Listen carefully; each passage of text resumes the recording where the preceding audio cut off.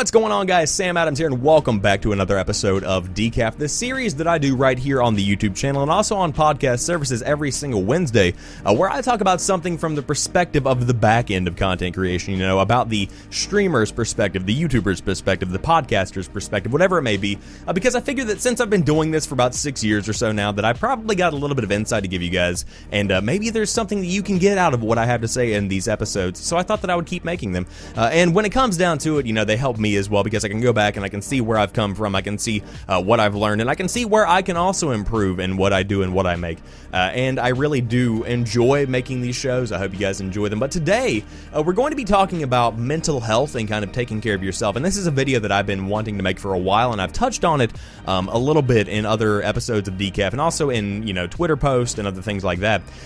But we are living in a world where it's very easy to become a content creator on a variety of platforms, and you can relatively find success wherever you go. I've recently begun streaming on Facebook, and I found some pretty good success with that, just because people aren't really streaming that many games on Facebook. If you are over there streaming, you are the minority. It's pretty impressive. But of course, people are jumping over to Twitch and doing a ton of amazing stuff on an amazing platform. They're over there on Mixer doing some amazing stuff on a platform that's very similar in nature to Twitch and Microsoft backed. Of course, there's always been people that are going really hard on the YouTube grind, and then there's podcasts that are popping up all over the place, live variety shows like the one that I started last or the couple of weeks back. But there's just so many ways to make content with Instagram and Twitter as well. You have such a wide variety of options here when it comes down to how you want to put yourself out there and what you want to spend your time making, that many people are jumping on board and going ahead and doing that. But many people don't realize what that means and the kind of time that it requires whenever you are talking about starting a show or starting a Twitch channel or starting a YouTube channel, and the money that might go into that, and the time, the amazing amount of time that goes into what you do with that. So one thing I've noticed on Twitter lately, because if you guys don't know, I spend a lot of time on Twitter. Follow me, I'm a pretty chill guy. But I spend a ton of time on Twitter, and I've noticed that a lot of streamers and content creators are beginning to get burnt out. And I don't know if it's just a trend because of the time of the year. I don't know if it's just them taking time off because they, you know, feel like they need time off or whatever it is. But I feel like a lot of the content creators out there are somewhat overworked. And that's a complex thing, because in the field of online creation, it's hard to get people to understand. It's difficult to get people to comprehend that what we do whenever we're playing games on whatever platform it may be, what we do whenever we're just talking into a mic in the comfort of our homes, is work. It truly is work.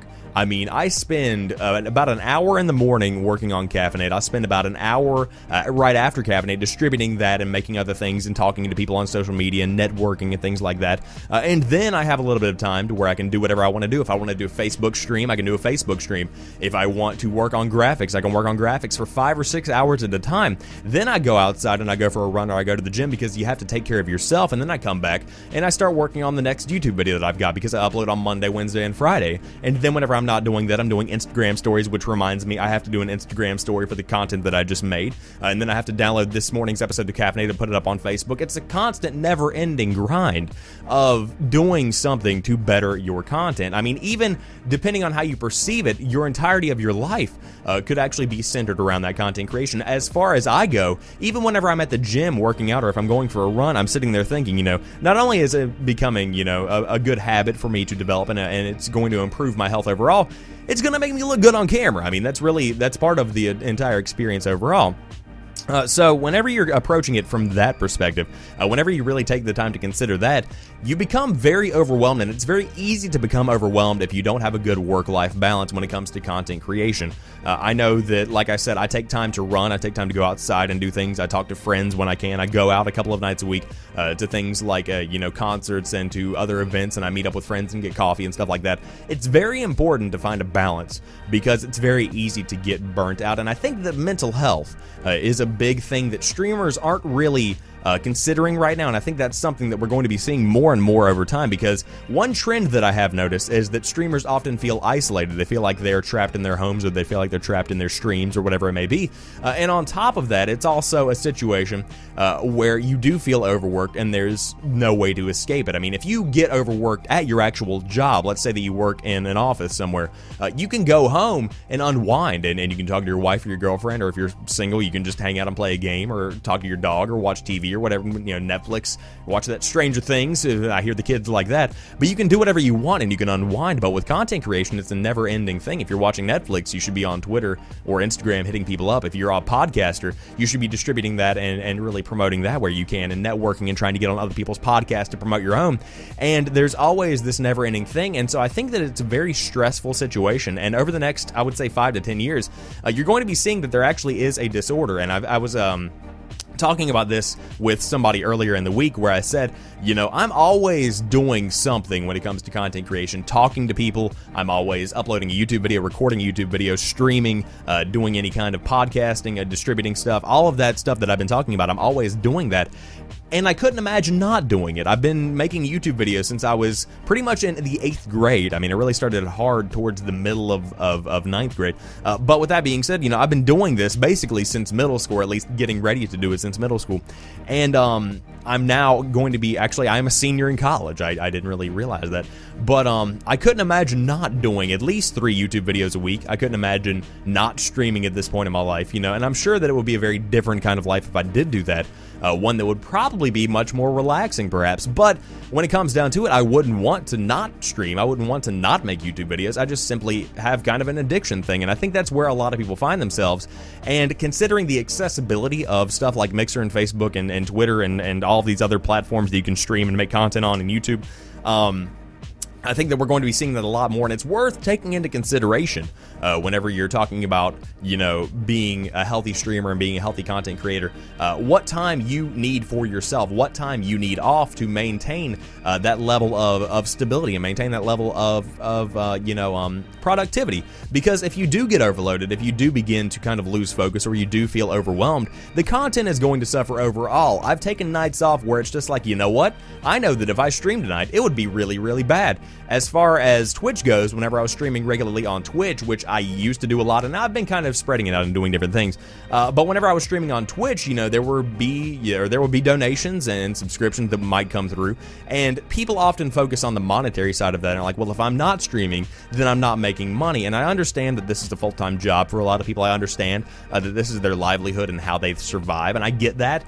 But when it comes down to it, in my case and in the case of many, many other people that are out there, if you need a night off, the 4 subscribers, 5 subscribers, the $100 in donations, whatever you might get from it, isn't worth you getting off track, isn't worth you sacrificing your health and your satisfaction for. It's just simply not worth it. And like I said, I understand that a ton of people out there need this money to survive. I understand that a ton of people out there have become professional streamers because they simply have to, and they've fallen into this position where they feel blessed and they feel lucky enough to be able to do this, and they are.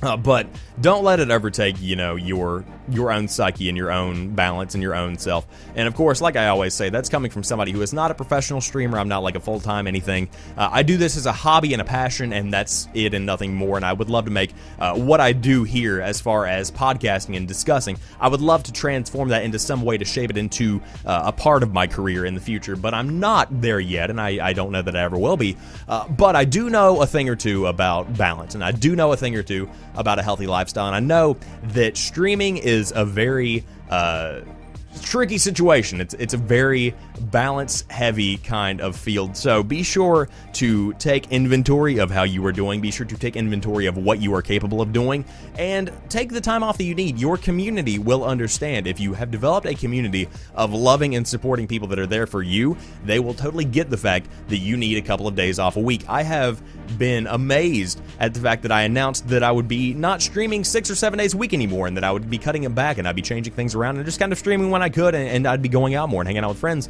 And it's been amazing to see people be like, yeah, you were going hard, we're gonna miss it, but take care of yourself, dude. I love that, and I would say that you're more than likely going to be finding that as well. But that wraps it up for today's episode of Decaf. I hope you guys have enjoyed today's show. If you did and you're watching on YouTube, be sure to like the video down below. If you're watching on Facebook, be sure to follow the page, like the page, do all of those cool things. And if you're listening on iTunes or Anchor or any other kind of podcast service, be sure to rate the show, give me some applause, favorite the show, whatever you want to do. But you can always follow me over on Twitter at PrettyChillGuy to keep up to date with all of the content that I post and all of the streams that I do. But as for right now, I hope you guys have a fantastic rest of the day. I will talk to you soon. Peace, and thank you for listening.